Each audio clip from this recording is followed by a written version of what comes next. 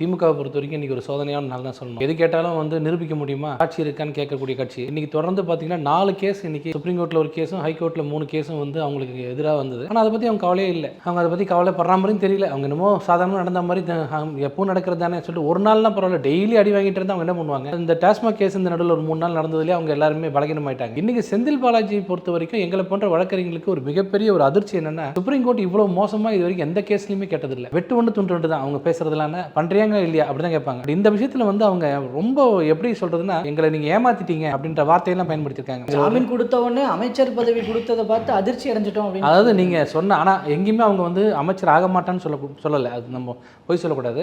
திமுக தரப்புல செந்தில் பாலாஜி தரப்புல என்ன சொன்னாங்கன்னா, இவர் பாவம், இவர் ரொம்ப கஷ்டப்படுறாரு, இவர் எம்எல்ஏ சாதாரண மனுஷன், இவர் என்ன பண்ண போறாருன்னு ஒரு இமேஜை கிரியேட் பண்ணீங்க.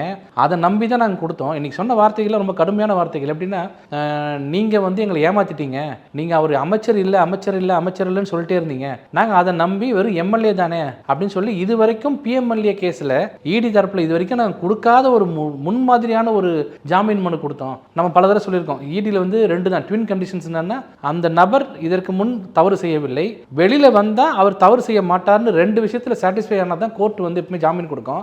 உங்கள் விஷயத்தில் நாங்கள் ஏன் கொடுத்தோம்னா, அவர் மேலே ஒரு கேஸ் நடக்குது, இன்னும் 1000 குற்றவாளி இதில் குற்றம் சாட்டப்பட்டுள்ள அக்யூஸ்ட் சேர்த்திருக்கீங்க, இதுக்கெல்லாம் எப்போ அவங்க சார்ஜ் ஷீட் கொடுத்து எப்போ வெளியில் வந்து இப்போதைக்கு வரா மாதிரி இல்லை. டைம் எத்தனை நாள் தான் ஒரு மனிதன் தனி மனித உரிமை சொல்லியிருக்காரு. இன்னைக்கு ஆர்டிகல் 21 பர்சனல் லிபர்ட்டி வந்து எத்தனை நாள் தான் நீங்கள் கட்டைல் பண்ணுவீங்க, அதனால நாங்கள் கொடுத்தோம், நாங்கள் மெரிட்ஸில் கொடுக்கலன்னு இன்னைக்கு அழுத்தம் சொல்லியிருக்காரு.